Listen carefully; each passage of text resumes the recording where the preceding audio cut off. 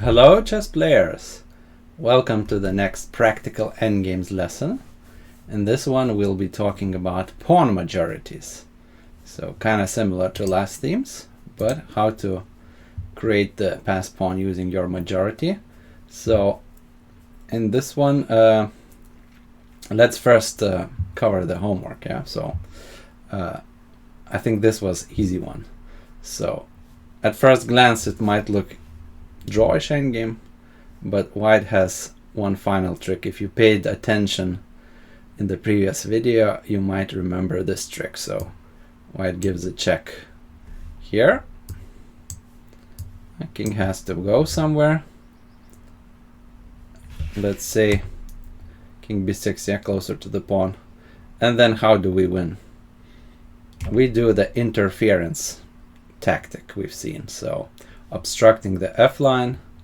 F7 is a threat now, a big threat, so black has to take, but suddenly after f7 his rooks cannot get back here and cannot get back on the f line because it's blocked. So, and the pawn promotes.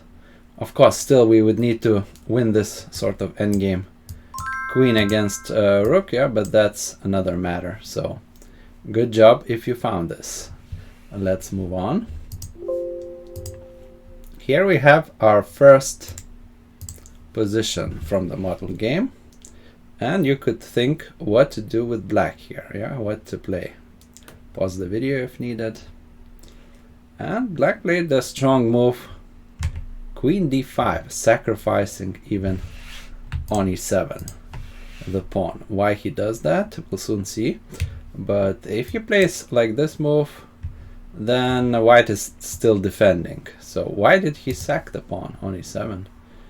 Because he is fast to advance his pawn majority. Where is his pawn majority? 2 against 1 here.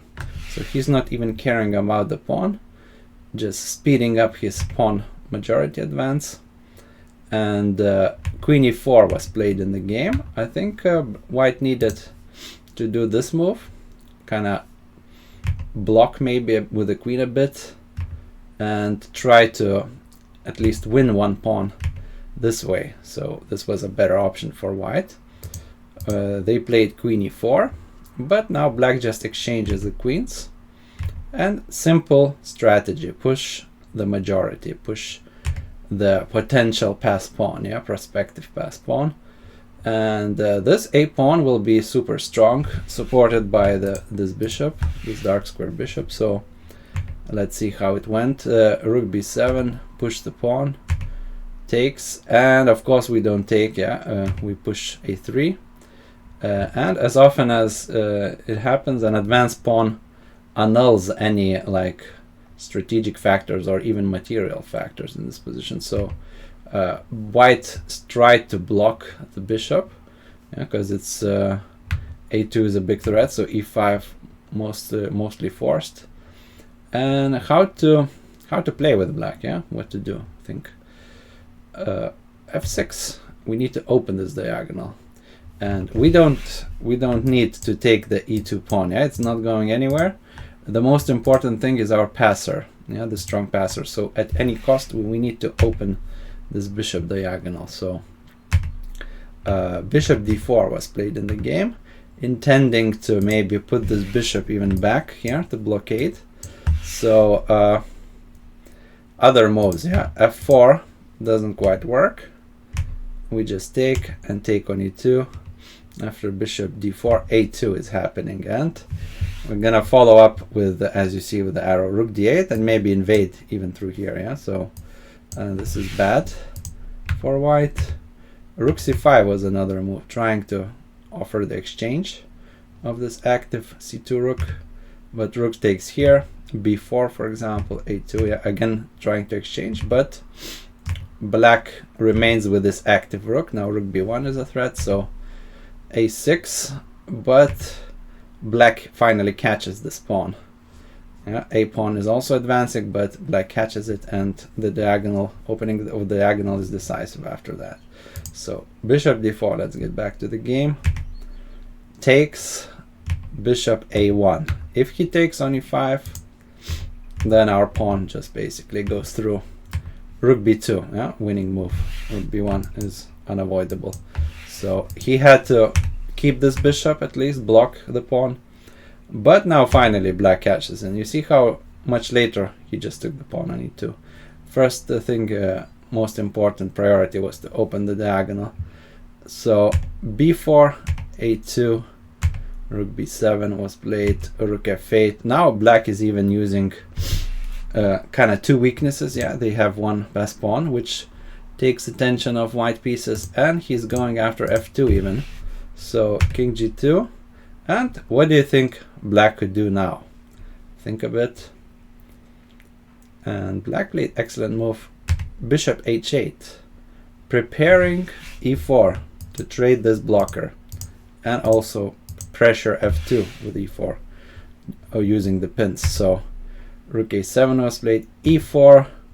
Now we finally swap the blocker, and first rank will be weak, and additional threat is e3. So bishop took, king takes back, b5. If rook a3, what can we play? e3 is the right move, and we pin everything. Yeah, if they take, there is a nice just exchange, and we queen like this. So b5 was played in the game, e3. Yeah, now we're using two weaknesses idea. Rook takes, rook takes, rook takes, king h3, and now another passer goes through, and the game ended like this. Rook f8 back, rook a8. White is also advancing his passer, but we are faster here. Black just queened, king g7. Now some final tricks. b8 queen was played, but if rook g8, very important to go here, and king g5, yeah, and we're winning. So yeah, because we're gonna check.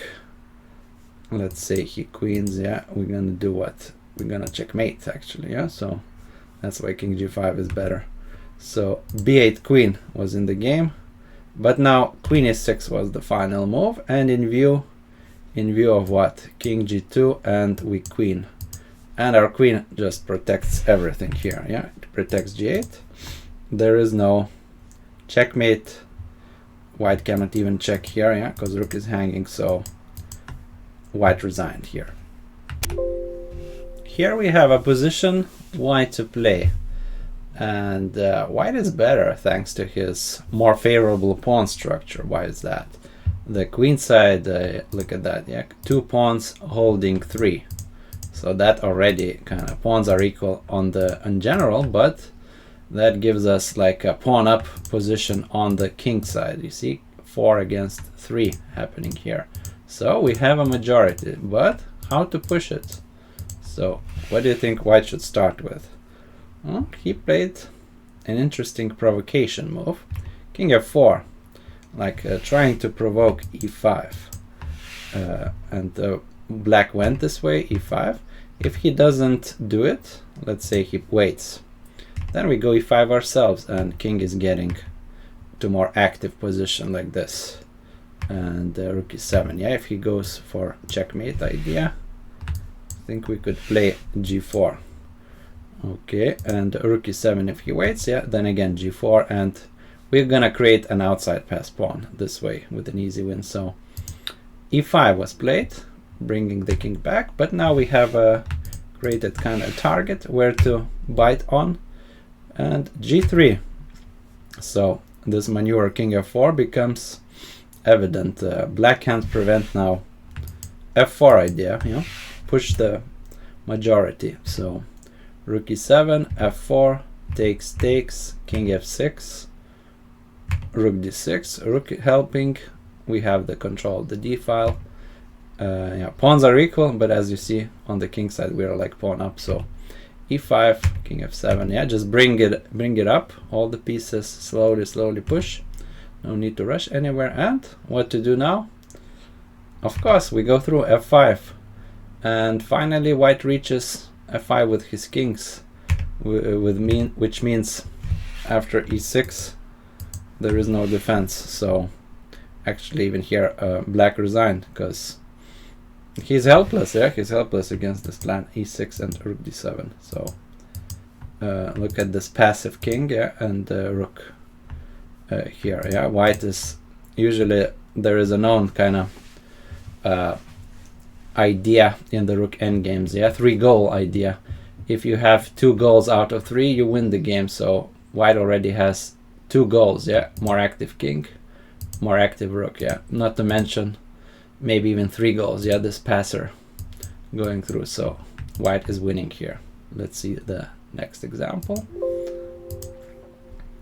Okay, kind of similar ideas happening here as well. How would you proceed with white?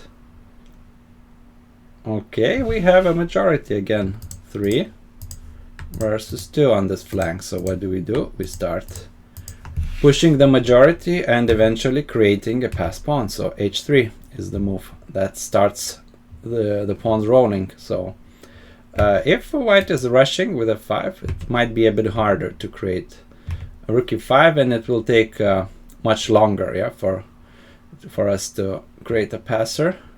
So black is fighting there with active pieces. So h3, no need to rush. And black played kind of passive move, just pushing his pawns, waiting. He had a much more active defense. He needed to kind of see what they will do after g4. So g4 takes, and then take the open file at least. And black could have complicated to some extent the position. Now if white is not careful and pushes, black can get some counterplay against the king, you see, against the king. So yeah, waiting doesn't help here for black. So pushing the pawns, and now this move is coming late, f5, yeah, and then just a couple of moves, white succeeded with the most fundamental plan in the endgame, conversion of a pawn majority into a passed pawn. So rook e5 was played. If rook f8, what do? We just support the pawns with the king. And black actually had a good move still here.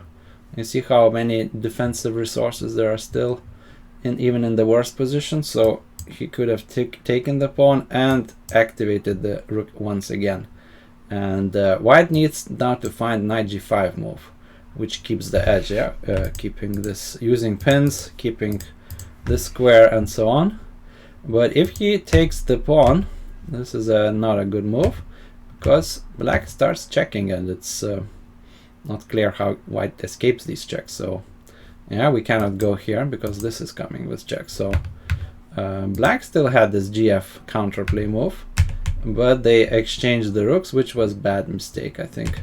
Now white is firmly in control. Rook d2 taking the open file and invading through there. And now black missed with rook f8 some tactics even. So he needed to at least try to exchange the rooks, but then he loses the pawn. Yeah, this is still lost objectively. So I don't know why black could have played maybe other move, but let's see if you can find how white wins from this position. Yeah, calculate and find a nice tactic here with white. So black won like this: rook d7, pinning. Black has to kind of defend with the rook, yeah, the bishop, because he cannot go here. f6, rook f7, and now what? Now we win with simple tactics. Rook e7 takes, and f6, yeah, piece up. So black resigned. We have this position now. So what do you think white's plan should be here? How should white start the? Obviously, yeah, they have pawn majority, so, and supported by the king.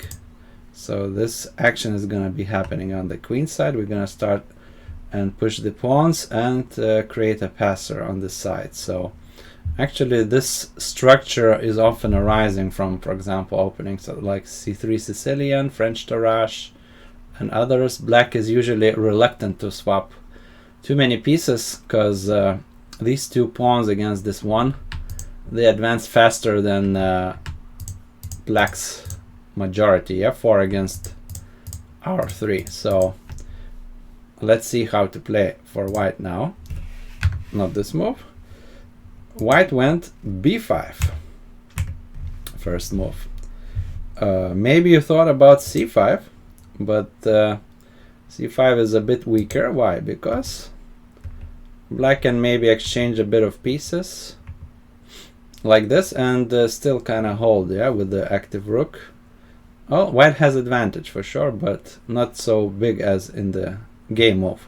So other move would have been bishop f3, but again, they kind of trade, and it's a lesser advantage than in the game. So in the game, b5 was played, a very strange move. Yeah, putting pawns on the same color as our bishop, but even giving up the c5 square, you know, to black, but it's concrete, because next move probably is c5 if black doesn't stop it. So black went b6, but this is actually, this pawn surprisingly turns into weakness itself, even if it's like blocking. Looks like one pawn is blocking too, yeah? So you see every position is concrete. Black needed maybe to go rook d8, something like this. Tried to exchange, but still white has a clear advantage. Not decisive yet maybe, but clear. So b6 was kind of mistake. Bishop f3, and now they need to vacate the a line with rook b8. Why? Because if rook a7, maybe you can see what is the problem with this move. Actually, yeah, this b6 pawn is super weak now. He hits it on the dark square, thinking that it'll control our pawns, but pawn itself is hard to defend.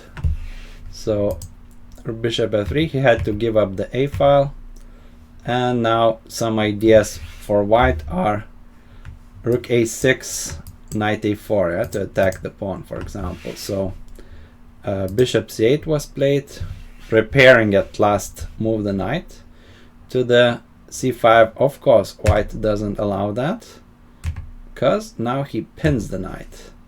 And yeah, we can exchange this knight at any moment. So for example, king g6 even doesn't work, yeah, because knight e4. In the game, f5 was played, but now we go after the pawn finally. Yeah? So this b6 turned out to be even weakness. So king d6, of course, we trade just at the right moment before the knight escapes. King b4 to support the pawn. Now maybe you see a threat with white. Yeah, let's say I play g5. What was the threat with white? Actually, the threat is tactics. Always have to look out for the tactics, even in endgame. So king b4, yeah, creates this idea of knight b6. So king e7 was played, but now the pawn finally falls. We take the pawn, and white won in a couple moves like this. Rook c7, and basically, in view of pawn advancing, there is no stopping this pawn. Black resigned. Okay, next example. This one is for black. So what do you think about black structure? Where is the majority, and what would you do? What would be your general kind of future plan, schematic thinking what to do next? So the majority, as we see, is again here on the queen side, 3 versus 2 this time. And again, black is playing, pawns are equal in the position, yeah?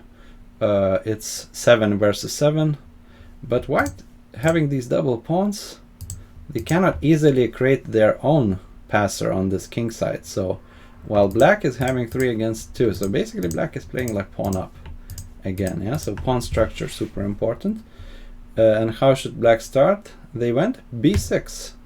Idea is simple. Try to slowly advance the majority. So king b7 will be the plan, a6 and b5 as shown. So let's see how white went after these ideas.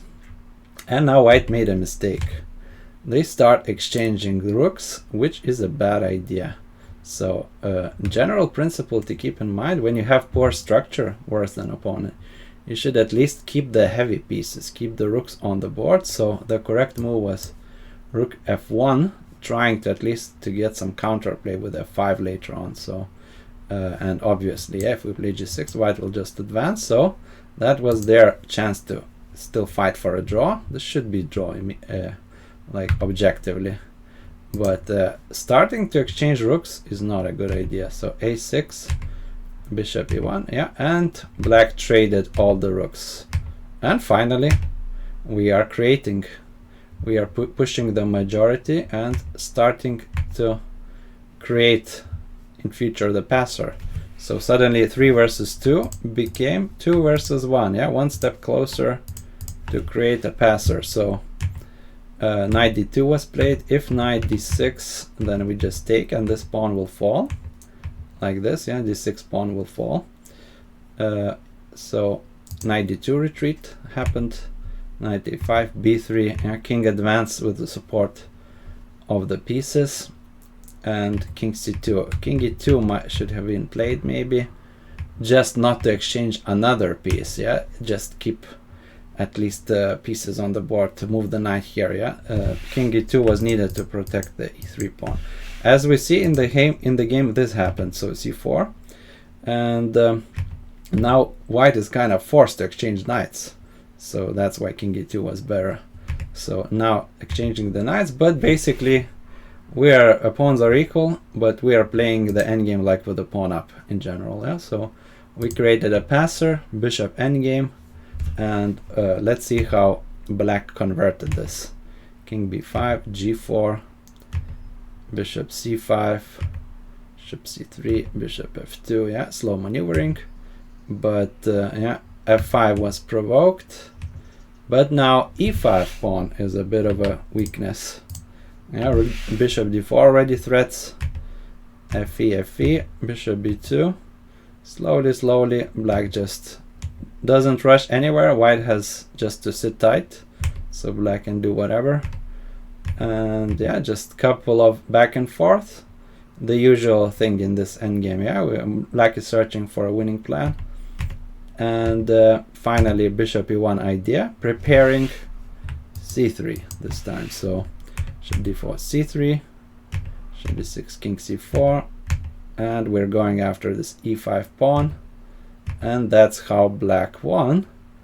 Yeah, outside pass pawn was used as a bait. So yeah, taking this pawn, taking that pawn. Now we have another pass pawn, the e pawn, and finally black resigned because in view of this pawn advance, and of course these will be falling as well. So excellent game, I thought, about, yeah, from the beginning of the plan with b6 all the way till the end, how to win with the majority, pushing it forward, and creating a passer in the end.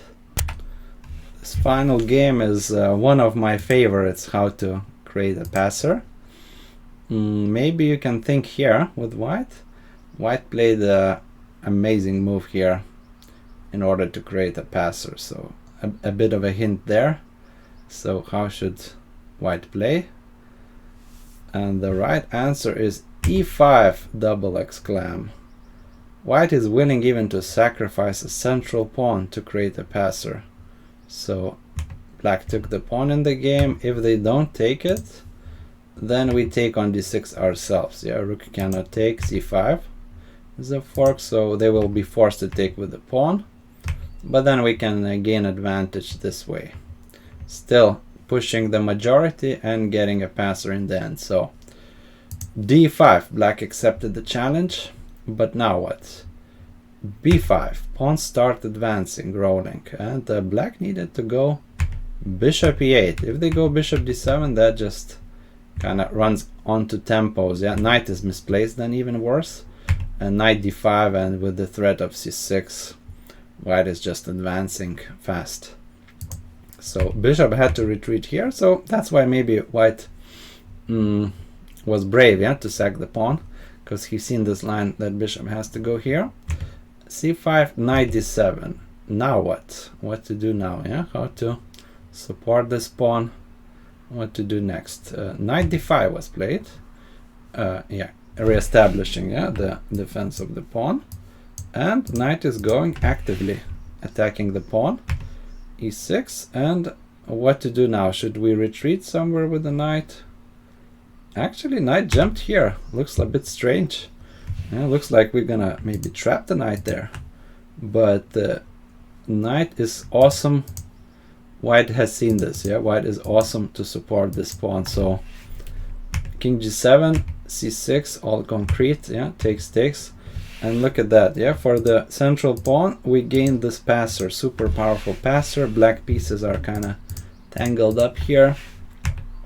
And we advanced this passer. So bishop d7, rook fd1. And according to engine, yeah, white is already winning. But for humans, yeah, it might be harder still to convert.